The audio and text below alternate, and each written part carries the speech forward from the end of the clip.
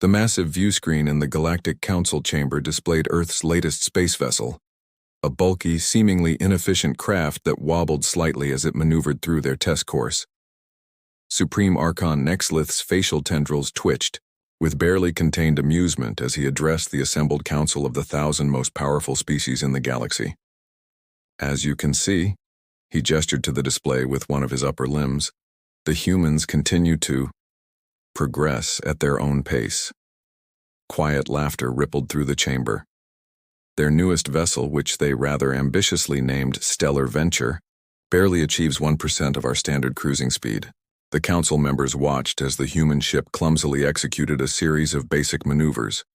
To their eyes, it looked like a child's toy compared to their sleek, biomechanical vessels. "What of their military capabilities?" asked Counselor Vectra, her crystalline form shimmering with mild concern. "They did manage to repel that Drachnid incursion last cycle." "Barely," Nexlith chuckled, "and only because we allowed them access to our outdated shield technology.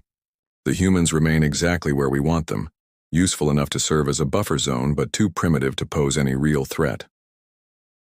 Deep beneath the Mariana Trench, in a facility that officially didn't exist, General Olivia Winter watched the Council's transmission with cold satisfaction. The chamber around her hummed with quantum processors that made the Council's best computers look like abacuses. On multiple screens, real-time data streamed in from humanity's true fleet, vessels so advanced they could hide in plain sight around every major Council world. "They're still buying it," she spoke into her neural link, connecting with the other members of Project Chimera. "The decoy program is working perfectly." "Of course it is," Director Marcus Thorne replied from his station on Titan. Behind him, automated factories churned out weapons that could unmake stars. "We learned from their first contact protocols. Show them what they expect to see and they never look deeper." Winter's eyes drifted to another screen showing the Stellar Venture's true capabilities. The clumsy vessel the Council mocked was actually a quantum-shifted projection. The real ship could outrun anything in the Council's fleet while remaining completely undetectable to their sensors. "Status report," she commanded. "Europa facilities at 100% readiness," came the first response. "Antimatter production exceeding targets. Mars underground cities completed. 5 billion humans ready for immediate mobilization. Jupiter's moon's arsenal fully stocked. Planet killer class weapons primed but dormant. Solar shield network operational, can be activated within 30 seconds. Winter nodded, satisfaction evident in her stern features. For 50 years, humanity had played this game. They'd accepted the Council's protection, followed their regulations, and appeared appropriately grateful for any scraps of technology thrown their way. In the Council chamber, Nexlith was concluding his presentation. "The humans remain an amusing curiosity. They build their little ships, establish their modest colonies, and thank us profusely for our guidance. Some species are simply destined to remain in the cosmic cradle." "And their AI research?" another counselor inquired. "They seemed quite interested in that field a decade ago." "Abandoned," Nexlith replied confidently. "They couldn't handle the complexity. Their most advanced AI barely matches a Council maintenance drone." In that moment, Area, humanity's quantum AI network that spanned the entire solar system, was simultaneously monitoring every Council communication, predicting their military movements decades in advance, and managing humanity's vast, hidden infrastructure. Its capabilities were so far beyond what the Council imagined possible that attempting to explain it to them would be like teaching calculus to bacteria. "Time estimate until they discover the truth?" Winter asked Arya directly. "They won't," the AI responded with absolute certainty. "Their fundamental assumptions about technological development prevent them from even conceiving of our advances. They believe they've seen everything we can do." Winter allowed herself a small smile. Humanity hadn't survived countless wars, environmental disasters, and their own destructive tendencies by being weak. They'd survived by being adaptable, cunning, and patient. When the Council arrived with their condescending offers of protection, humanity had recognized the opportunity it presented. Let them think humans were primitive. Let them believe their sensors could detect anything worth detecting. Let them laugh at the clumsy ships and modest colonies. Because when the time came when humanity finally decided to show its true face, their laughter would turn to ash in their mouths. The Council had never bothered to ask why Earth accepted their authority so easily. They never wondered why a species capable of independent faster-than-light travel suddenly stopped pushing boundaries. They never questioned why humans smiled and nodded at their every directive. They would learn eventually.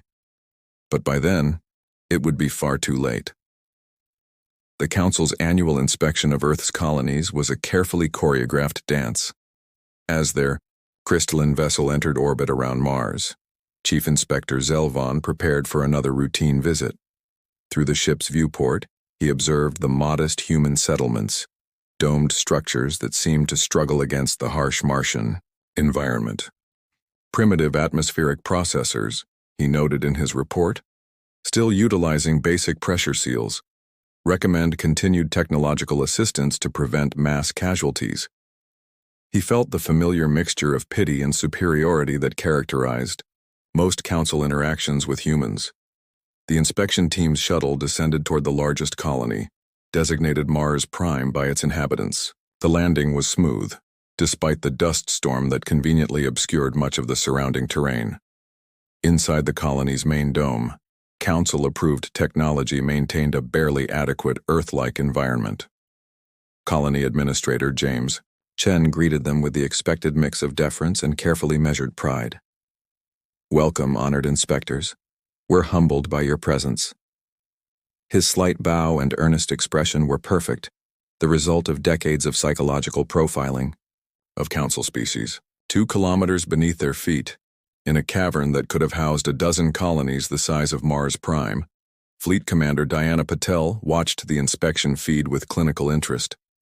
The vast underground chamber hummed with machinery that would have sent the Council into a panic if they knew it existed. "Status of surface facade?" she asked, her voice carrying across the strategic command center. "All holographic overlays functioning at 100%. Her XO, Colonel Victor Rodriguez, reported. "They're seeing exactly what they expect. Struggling colonists making do with Council hand-me-downs." Patel nodded, her attention shifting to the massive displays showing the true Mars. Not the handful of struggling domes the Council saw, but a planet transformed from its core outward. Quantum terraforming engines worked ceaselessly, invisible to Council scans. The entire planet was honeycombed with cities, factories, and military installations that housed over 5 billion humans. Above them, Inspector Zelvon was commenting on the colony's primitive water reclamation system. Administrator Chen nodded earnestly, explaining how they hoped to improve efficiency by another 2% this year, a goal so modest it brought sympathetic smiles to the inspectors' faces. "They've reached the hydroponics section," Rodriguez noted. "Aria confirms their scans are being fed the standard false readings." The hydroponics bay the Council saw was impressive by their standards for human technology. Rows of vegetables, growing under artificial light, yielding barely enough to supplement the colony's food supplies. The reality, hidden behind quantum barriers, was vast automated farms that could feed tens of billions, powered by artificial suns. "Interesting," Zelvon muttered, checking his readings. "Your power consumption seems slightly higher than last year." His tone carried a hint of concern. Any significant technological progress needed Council approval. Chen's response was immediate and rehearsed. "Yes, honored Inspector. We had to increase climate control output by 3% due to stronger dust storms. I have the variance request forms ready for your review." He quickly produced a stack of physical documents. The Council loved seeing humans use primitive paper records. In the command center, Patel watched a different set of numbers. The output of the antimatter production facilities hidden within Phobos and Deimos. Enough energy to power 1,000 civilizations, all invisible to the most advanced Council sensors. "Message from Luna Command," Rodriguez reported. "The Council's long-range sensors picked up an anomaly near Jupiter. The false signal has been planted. They'll trace it to a natural phenomenon within the hour." Patel allowed herself a small smile. Every few months they had to throw the council a bone, let them detect something slightly unusual, then provide a perfectly mundane explanation.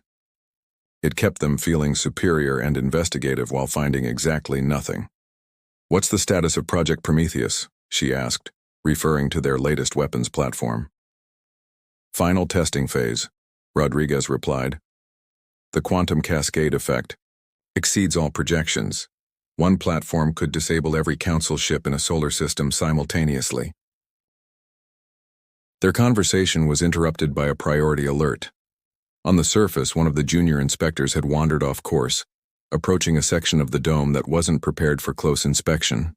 Within seconds, Arya had adjusted the holographic overlays and modified the inspector's sensor readings.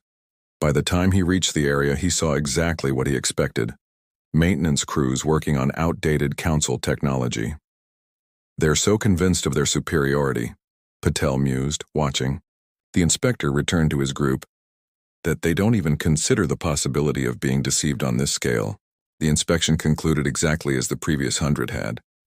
The council team departed with their data, their reports already writing themselves. Another year of minimal progress, another year of humans remaining safely primitive, another year of the natural order being maintained. As their ship broke orbit, Zelvon made his final note: "Human development proceeding at expected pace. Recommend continued monitoring but no cause for concern." Below, in the real Mars, humanity's war machine continued to grow. Soon, the facade wouldn't be necessary.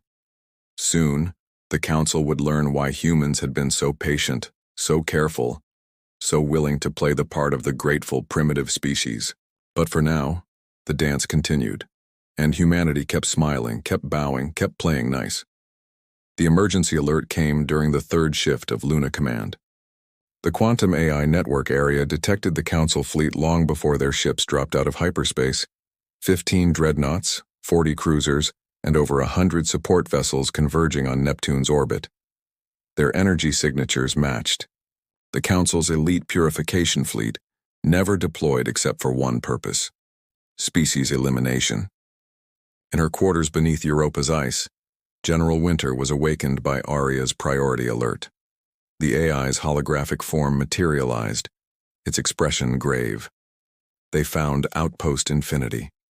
Winter's blood ran cold. Outpost Infinity was humanity's most distant research station, carefully hidden in a pocket of folded spacetime. It housed their most advanced quantum physics experiments, including the development of weapons that could rewrite the laws of physics within localized spaces. "How?" she demanded, already connecting to the emergency command network. "Unknown," Arya responded, but intercepted communications confirm they believe it's a rogue scientific facility. They don't yet realize its connection to Earth. The massive, strategic command center beneath Europa came alive as humanity's hidden leadership assembled. Director Thorne's hologram appeared first, followed by Commander Patel from Mars and Admiral Chen from the Titan facilities. "The Council has called an emergency session," Arya reported, projecting the feed from their quantum infiltration network. Supreme Archon Exlith's voice filled the chamber, tight with controlled rage. "We have discovered an illegal research facility operating outside Council space. The technology level indicates clear violations of the development protocols. Initial scans suggest temporal manipulation experiments, banned quantum research, and weapon development beyond authorized levels." The council chamber erupted in shocked murmurs.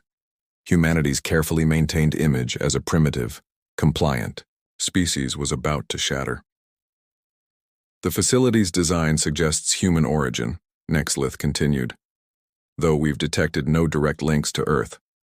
Nevertheless, the purification fleet will sterilize the facility as a warning. If Earth is indeed responsible, they will reveal themselves by attempting to intervene." In the Europa Command Center, Winter's mind raced through scenarios. 300 years of preparation, of careful deception, all threatening to unravel. They could maintain the facade, let the Council destroy Outpost Infinity and its 2,000 personnel. It would preserve the greater deception, keep humanity's true power hidden until they were fully ready. But as she watched the council ships approach the outpost, something inside her shifted. On one of the displays, she could see the outpost's personnel going about their work, unaware of the approaching fleet. Dr. Helen Nash was celebrating her daughter's 5th birthday in the station's recreation dome. Chief Engineer Marcus Wong was preparing to test their latest quantum drive modification.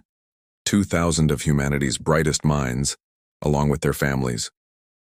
We can't save them without revealing ourselves. Thorne stated the obvious, his hologram flickering with tension. 3 more years and we would have been ready. Our full defensive grid would have been online. Winter stood, her decision made.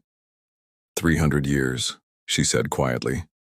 300 years we've played their game.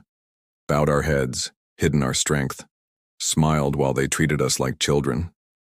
Her voice hardened. No more. She turned to Area. Activate the Lazarus Protocol. The AI's eyes widened. General, Lazarus Protocol is a full military response. There will be no maintaining our cover after. They're about to murder 2,000 of our people to make a point, Winter cut in. To remind the galaxy what happens when you step out of line. We've hidden our strength for so long, some of us have forgotten why we built it in the first place. She looked at each of the assembled leaders. We didn't develop these weapons, these defenses, this technology just to keep hiding forever. We did it so that when the day came, when the Council finally showed its true face, we would be ready. One by one, the other leaders nodded. Commander Patel opened a secure channel to Mars Command. Director Thorne began feeding activation codes to the Titan weapon platforms. Admiral Chen's fingers flew across his console, bringing humanity's true fleet out of quantum storage. Send the message to Outpost Infinity, Winter commanded. Tell them help is coming, and send one to the Council fleet. Her eyes hardened. Tell them humanity is done playing nice. Across the solar system, hidden facilities burst into action. Quantum shields snapped into place around Earth and its colonies. Vessels that had never been seen by Council eyes emerged from their dimensional pockets. On Mars, 5 billion warriors prepared for battle. In the Kuiper Belt, weapon platforms that could unmake reality powered up. The Council was about to learn why humanity had been so patient, so careful, so willing to play the part of the primitive species. They were about to discover that Earth's compliance had never been about weakness. It had been about preparation. The Oma Council's purification fleet approached Outpost Infinity, with the casual confidence of executioners who had performed this duty 1,000 times before. Fleet Commander Krax watched the hidden research station grow larger on his viewport, already composing the report he would deliver to the Council. Another example made. Another species reminded of their place in the cosmic hierarchy. Weapons. Range in 5 minutes, his tactical officer announced. No defensive measures detected from the target. Krax nodded, unsurprised. Humans were predictable in their weakness. They would watch their people die, maintain their facade of primitive compliance, and thank the Council for the lesson, just as every other species had done. The first indication that something was wrong came from his sensor officer. Sir, I'm detecting energy fluctuations, but that's impossible. They're coming from... Space itself seemed to tear open. Where there had been empty void moments before, massive ships of impossible design materialized. They emerged from quantum pockets that shouldn't have existed, their hulls gleaming with technology that violated everything the Council knew about physics. Impossible, Krax whispered, watching as more tiers in reality appeared. Not dozens of ships, but thousands. Each one larger than his flagship, each one radiating power that made his most advanced sensors scream in protest. A transmission cut through every frequency simultaneously, bypassing all encryption as if it didn't exist. General Winter's face appeared on every screen, her expression cold as deep space. This is humanity's first and only warning, she stated without preamble. You are targeting a human research facility. If you proceed, you will learn exactly why. We've spent 3 centuries preparing for this moment. Krax straightened in his command chair. This is a violation of Council law, he began, falling back on protocol. Your species is not authorized. "We are done," Winter cut him off, seeking authorization. She nodded to someone off-screen. "Area. Demonstrate." One human vessel, smaller than the others, oriented toward a point in empty space. A beam of pure, quantum energy lanced out, and reality simply ceased to exist in its path. A corridor of absolute nothing, 50 kilometers long, appeared where normal space-time had been moments before. "That," Winter continued, "was at 1% power using our oldest weapon system. Would you like to see what our current technology can do?" In the council chamber, watching through Krax's feed, Supreme Archon Nexlith felt something he hadn't experienced in centuries: fear. The humans' holographic masking technology had been perfect. Every scan, every inspection, every analysis had shown exactly what they wanted the council to see. Now, as the mask fell away, he realized they had been playing with fire all along. "The council does not respond to threats," he transmitted, trying to maintain authority. "Stand down or face—" "No," Winter interrupted again. "You will listen.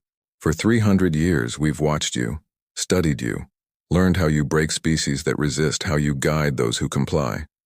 We played your game, showed you what you expected to see, all while building something you never imagined possible."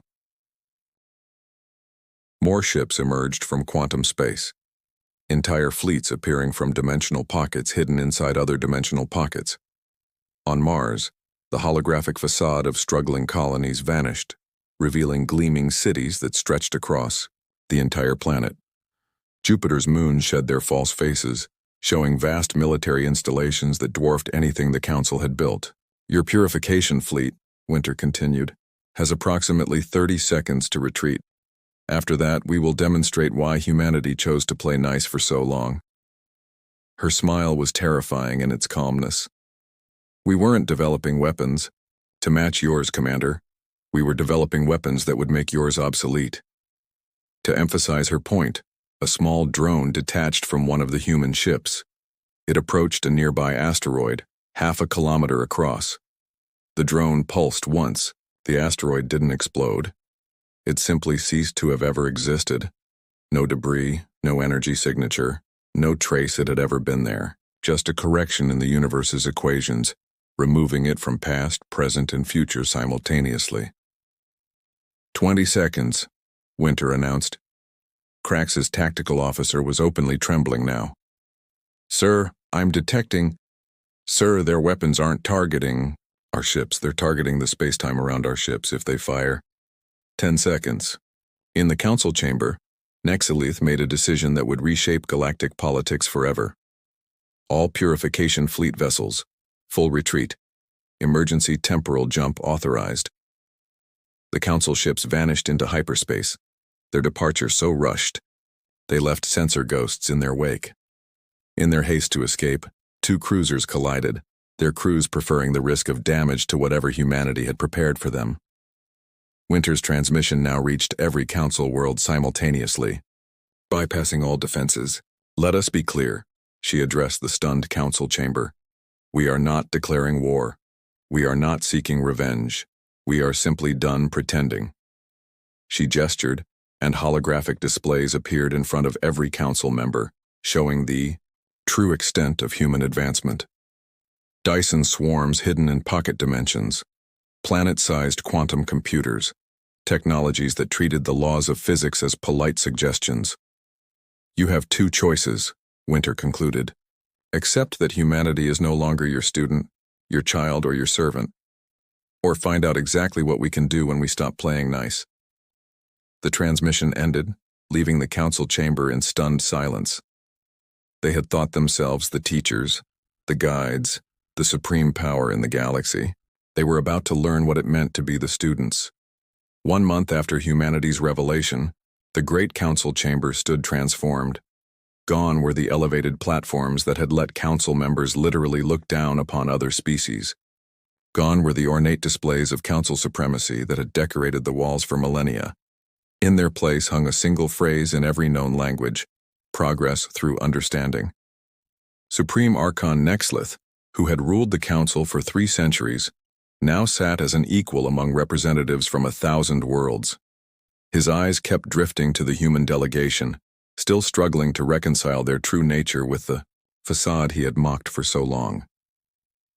General Winter stood at the center of the chamber, her hologram projected from Earth with perfect clarity. Another casual demonstration of technology that shouldn't have been possible. Behind her, real-time displays showed the ongoing transformation of the galaxy. "The quantum reformation of Mars is complete," she announced.